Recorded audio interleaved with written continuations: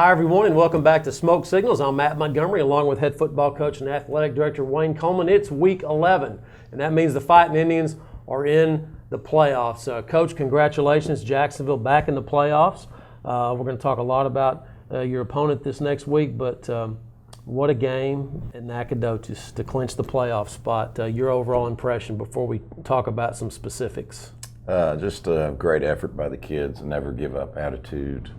So proud of them. We had talked before the game about it. It's going to be a roller coaster ride tonight. There's going to be some ups and downs, and the kids, every time we needed them to, they responded. There's so many highlights, and we're going to look at a lot of them here in a few minutes because it seemed like this game had more highlights than you can even imagine. Of course, everyone's familiar with the point differential that Nacogdoches had to have to get into the playoffs. Jacksonville just had to win. Of course, the White House-Lindale game had an effect on it, Coach. And we thought that the White House-Lindale game would be over after the Jacksonville game, but it was actually over before. So that kind of put a little bit more drama, particularly into the ball game at the end for Jacksonville Nac. Yeah, we weren't expecting our game to finish last, but it turned out that White House had led most of the game, and we were getting updates, so we knew the situation really about early in the second half. We were pretty sure what was going to happen in the White House game. So I'm looking on the sidelines, Coach. It's toward the end of the game, and everybody is just going crazy, and I look over at you, and you're cool as a cucumber. I don't know how you were doing that. It's like you've been here, you've done that before. And talk about your mindset, because you're working. I mean, people have to understand this is your office down there and you're working. You were so focused, and I know you had so many things going through your mind. Yeah, when you get into especially in the 2-minute drill situations, you're trying, at that point where you're calling the plays, you're just trying to make sure you got people in the right place. It turns into a matter of really important sometimes of what hash is the ball on. Do I want to sprint my quarterback out to the left or the right? Do I want to be in the pocket on this play? Do I want to make sure that this kid is on this side of the field? We knew Nacogdoches was going to play their great safety Thompson to the field, and so that gave us some thoughts on how we wanted to attack. There's just so many things to think about. You really don't have time to not be focused. Yeah, but you were. But obviously, I'm going to go to that last drive, and of course, we'll see a lot of these on the highlights that are upcoming. But Coach, it's 4th down and 10, and I believe Jacksonville is at their own 15-yard line. And it's like the next play, it's over. And you get that first down with DeMontre Christopher, a little out route. He fights and claws and scratches, and you get that first down, you're still alive. Yeah, that was just a super effort by DeMontre. He did a great job on it. We actually had already run our hook and lateral play earlier in the game, and we wanted to run it again, but we wanted to run it to our sideline. But as it turned out, the ball was on the wrong hash, so Montre just ended up making a great play on it. So you get that first down, and if I remember right, I believe there's 55 seconds, and you're still on your 25-yard line. And so I can't remember if there was another play, but then you had the screen pass to D. Spencer because Nacogdoches was bringing the house as far as trying to roll Cam out. He twisted his ankle in the third quarter. It really wasn't as effective getting out of the pocket. And then the screen pass to D. Spencer. Excuse me. It's funny. We're not a big screen team, and but every Wednesday we spend a 5-minute period working our screen game.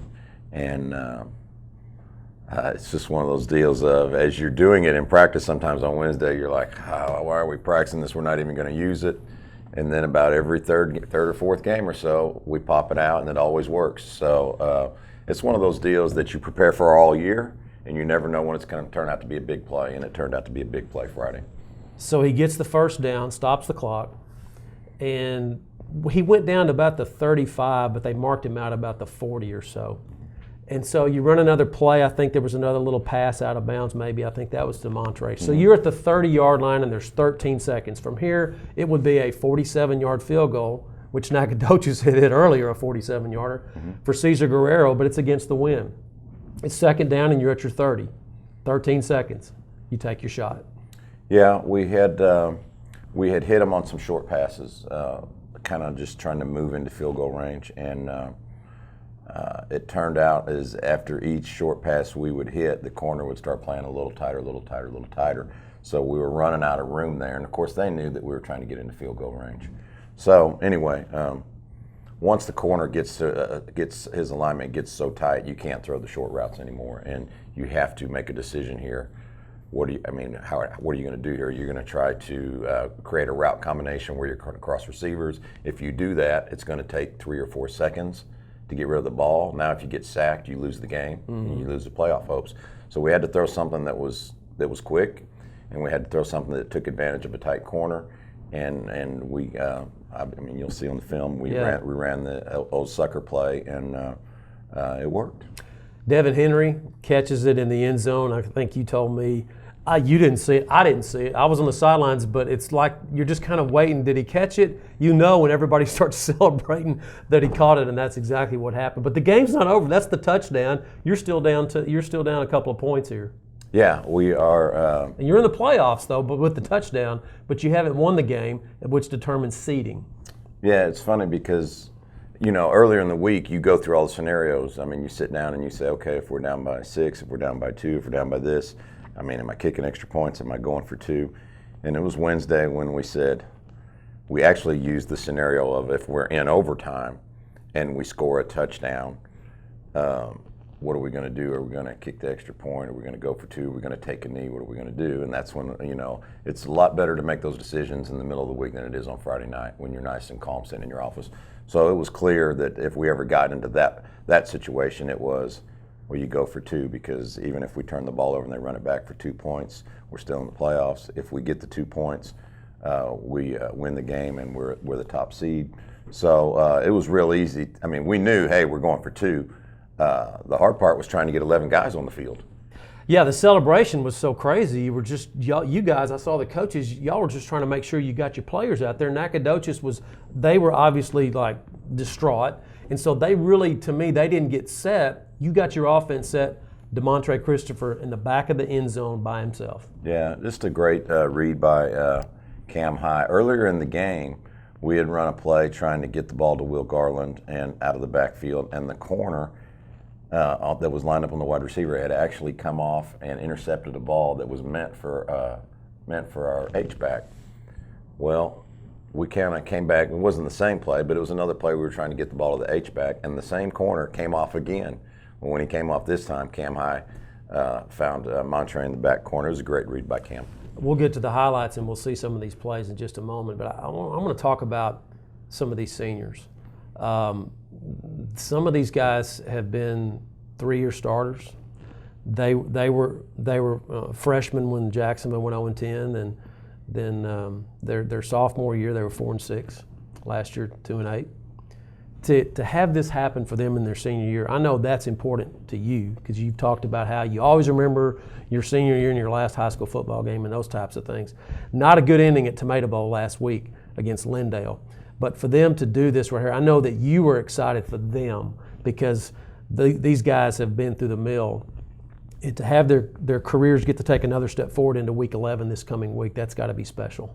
It really is. Those kids they've been through it. Those guys did just a tremendous job in the off season. Did everything we asked them to do. Lifted weights during the period. Came back, lifted weights after school. We had, the biggest powerlifting team in East Texas. We had so many kids working out and doing extra duties. The 7-on-7 time they put in the summer, the weight workouts in the summer, they just have really dedicated themselves. And I told them after the game, you usually get what you deserve in life, and you guys got what you deserve tonight.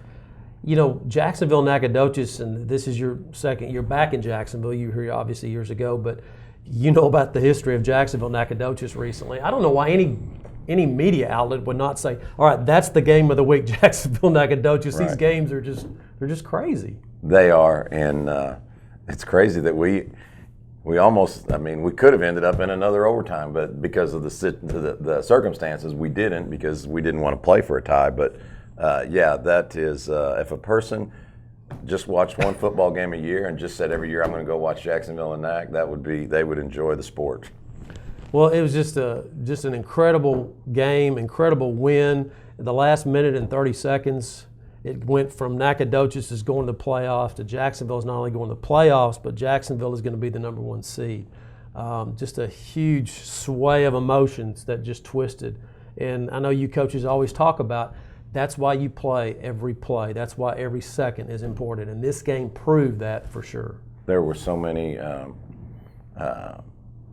I could actually hear the Nacogdoches coaches yelling it too, because we always are talking to our kids about, forget about it, next play, next play, next play. The next play is the most important play, not the last play. I actually heard Nacogdoches coaches yelling to their kids, the next play, play the next play, and that's how it is. And there's going to be ups and downs, especially when you got two teams that are pretty even. That's just what's going to happen. Jacksonville makes the playoffs 46-45 over Nacogdoches. Let's take a look now at some of those highlights. Okay, this is the second play of the game for Jacksonville, and here goes Cam High doing what he does. Yeah, good read on the defensive end there, and then makes a guy miss in the secondary, off to the races. Good decision cutting back to the other side, getting away from the safeties. And here's Mac's second play, actually their first play of the game. They score. Yeah, safety bid up on the run action, and they get an easy one there. Coach, it's 2nd down and 33 on this next play. Right. And you're in your end zone, basically. Here's Ja'Shawn Bush on the jet sweep. Yeah, just we had not run a lot of jet sweep coming into this game, and but we had a feeling based on their defensive alignments it was something we were going to want to use.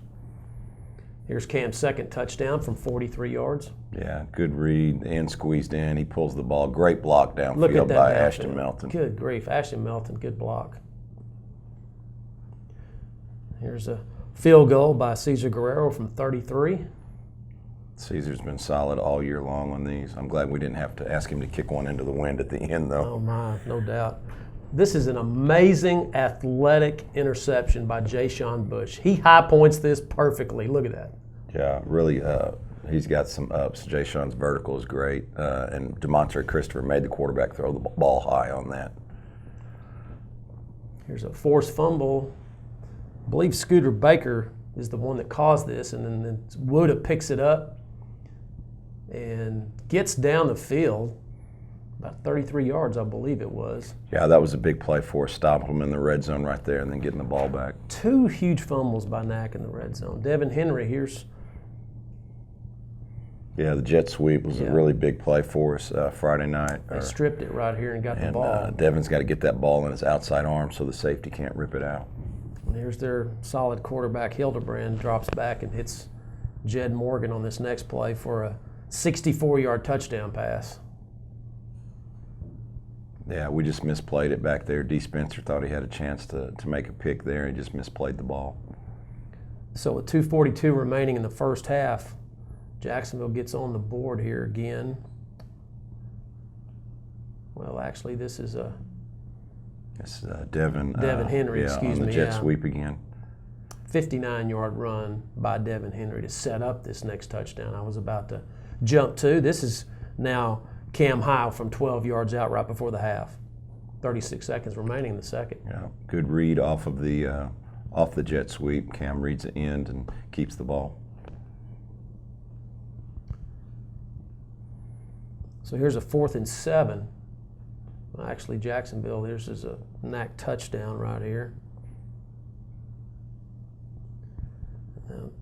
Interception here, throwing that deep ball, Coach, that, boy, I tell you what, they have. Nac always seems to have some ball hogs back there in the secondary. They do, and they've just got good athletes. They've got a bunch of good athletes. That's why they have so many Division I commits.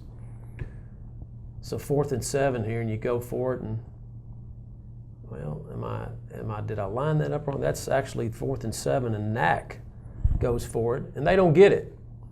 So here's a nice play here by Nac again on the pick. There's the corner that comes off and makes the interception.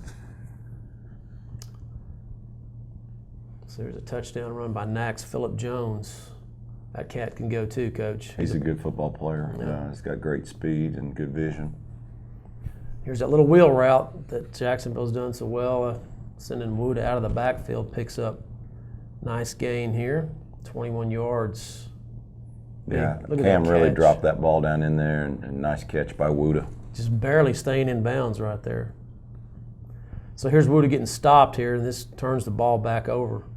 Yeah, 4th and 1 play. We really needed to get this here, and they really didn't need to be turning the ball over there to them. Big play right here. Good grief, Coach. They score right here. It's going to be tough. Here's Noah Hildebrand getting stripped. I believe it's D. Spencer getting the strip, and DeMontre picks that thing up, and look at this. Yeah, just a really nice job. Our kids have done a nice job on their turnover drills in practice, and we're starting to make plays in the game. Here comes Wooda from 5 yards out. Touchdown. Luda finally gets in the end zone. We've had a hard time getting him in there this year. So back and forth we go. Here comes Nacogdoches with a 20-yard touchdown run by their quarterback, Hildebrand. Yeah, that was a tough one on 4th down. We knew they were going to run the option. We just missed the tackle. We had everybody lined up perfect for it. So here we go, Coach. Here's the pass to Devin Henry for the winning score. Ah, wow. You can see the pandemonium there. Look at everybody. Yeah, just great. Great throw by Cam. Great catch by Devin. Protection was good. Just a solid football play. And then, of course, the 2-point conversion here.